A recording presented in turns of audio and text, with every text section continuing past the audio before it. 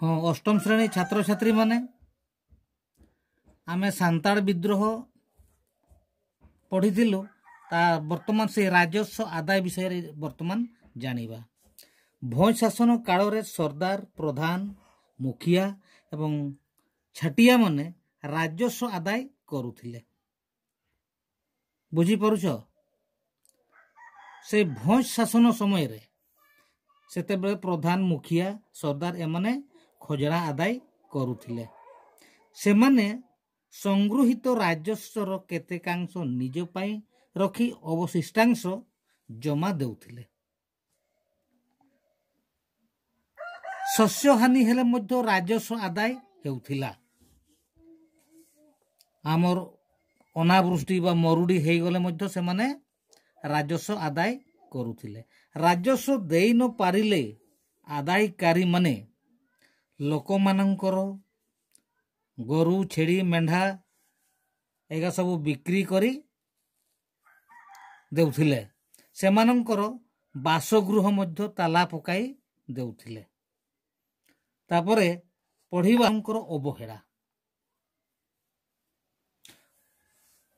राजांको शासन काल रे अमला माने बाहर अंचलर लोक थिले।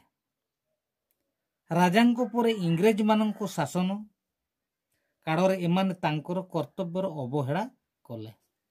सेमाने गरीब आदिवासी को शोषण कले। सेथि पई साधारण जनता असंतुष्ट हेले बा दुखित हेले।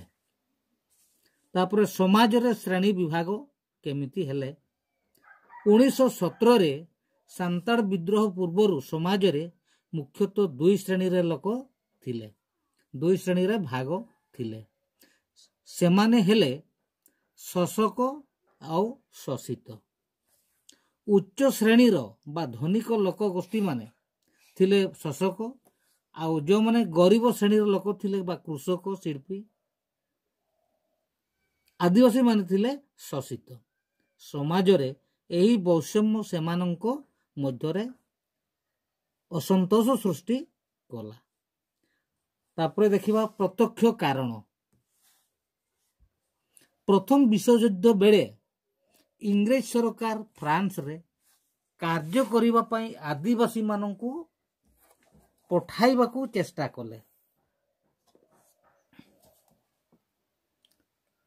जेते बेले विश्वयुद्ध प्रथम विश्वयुद्ध हैला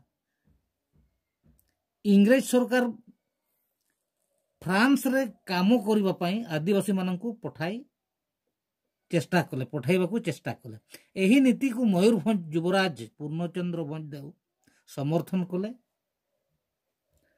युव आदिवासी मानंकु चयन करिबाकू सरदार मानंकु निर्देश दिया गला। 18-20 वर्ष 25 वर्ष पिला मानंकु चयन करी करी से मानंकु पठा जिवो बोली निर्देश करा गला। एथिरे आदिवासी युव संप्रदाय उत्क्षिप्त हेले। आज एतिकी पढ़िबा पुणी आसंता काली पढ़िबा।